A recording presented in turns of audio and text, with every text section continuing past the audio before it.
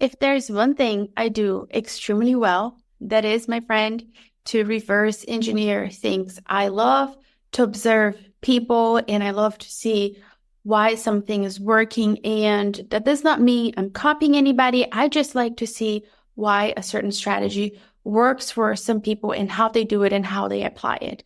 And of course, I've been podcasting since May of 2020, and I own a podcast management agency. And because that is how my brain works, I am wired to reverse engineer things and really dissect things and to understand why something works. I have observed 3 things that really make top podcasters stand out. And I'm super excited to share that with you today. So let's dive in. So before anything, let's talk about the big elephant in the room. Is podcasting saturated? And here's what I have to say. There are 2 types of people here in this podcasting space. People who think podcasting is saturated and it doesn't work and they are too late and they give up. And the people that are like me that have, this scientific kind of brain, they love to try new things and they love to understand if something didn't work, how can we make it work? So you really do have the scientists, like this person who's doing experiments and trying things out. Obviously, the person who thinks podcasting is saturated, they're telling themselves like, I'm not getting downloads, I'm not getting any visibility, this podcast is not doing anything for my business.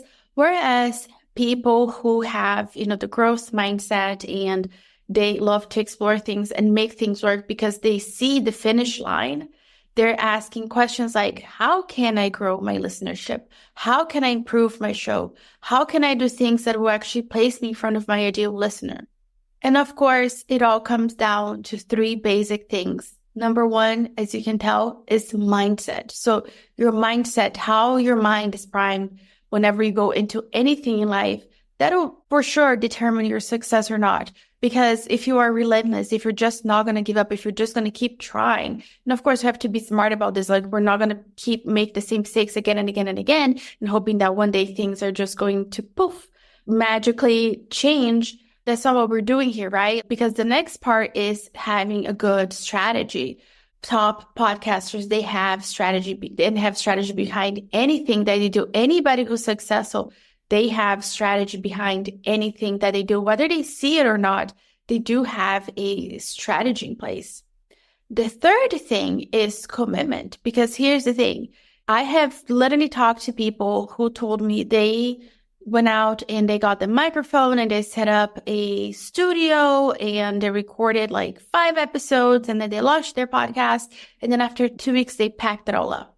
Here's the thing. You're probably not going to see anything crazy happening from your podcast just from 2 weeks. You really have to commit to this. So when you look at big podcasters, they have been podcasting for a while. I have yet to see anybody who just like starts and has an amazing show right out of the gate. And like, listen, that is absolutely possible. But here's the thing. If somebody does have success right out of the gate, what do?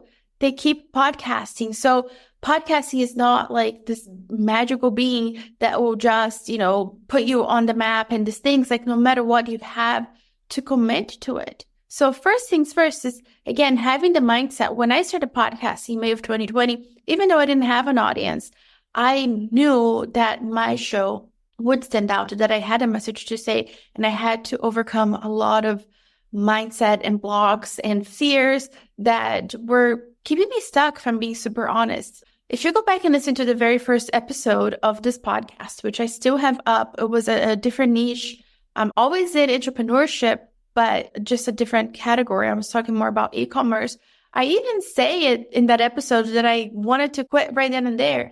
And a few years in, I'm still here. I'm still podcasting. And it's because I stuck with it that I have a successful show. And I kept podcasting even when I did a giveaway at 25 or 50 episodes and nobody entered to win.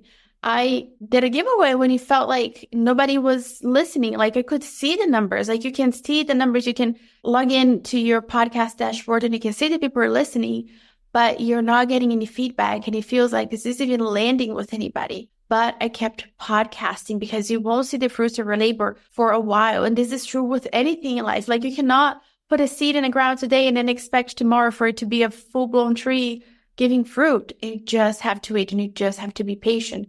The strategy part, I talk about this a ton in this podcast episode, and I'll make sure to link episodes down below so that you can go ahead and listen and make sure that you are applying strategies to your podcast, because podcasting for the sake of podcasting is not going to do anything for your business. You do have to have a strategy in place.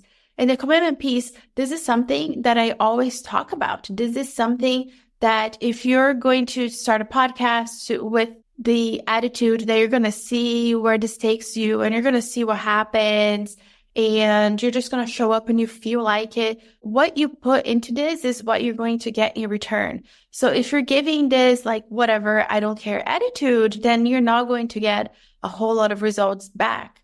But if you commit and you have the good mindset and you have a good strategy in place, guess what? Your show will be a success. And by the way, I just want to talk about success for a second and sidebite here. You don't have to have this super popular show with millions or thousands of downloads for you to make money from your show. You can do that right now. I made my first dollar for my podcast. I launched in May of 2020. In August of 2020, that's when I monetized my show. I sold a spot to a coaching call and I was just pitching my services. And the only thing that I did differently was that in August of 2020, I started promoting my coaching offer. That was literally the only thing that changed. And I made money from my podcast. And at that point in time, I had about 1,000 downloads or so, not a lot. So the point I'm trying to make is if you have those three things in place, these are the same three things the top podcasters have in place for their own show. They didn't get there overnight. It took them time. And mindset, strategy, and commitment. This are really the secret recipe to having a successful podcast. And until next time, may you find God's love, grace, mercy, and peace. And I'll see you then. Bye. Thanks for listening to the Organic Marketing Simplified for Podcasters. If you're ready to take your podcast to the next level, let's work together. I offer a group coaching program called the Profitable Podcast Blueprint, where you have lifetime access not only to the program itself and all updates, but also to me inside of a group coaching container. So you also have access to other podcasters that you can network with. So that's one way that we can work together.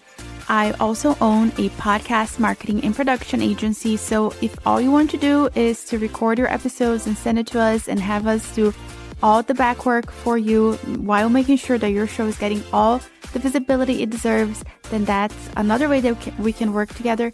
And finally, I have one-on-one coaching. So come hang out with me. Go to julianamarbati.com for all the information. And I cannot wait to see you back here next week.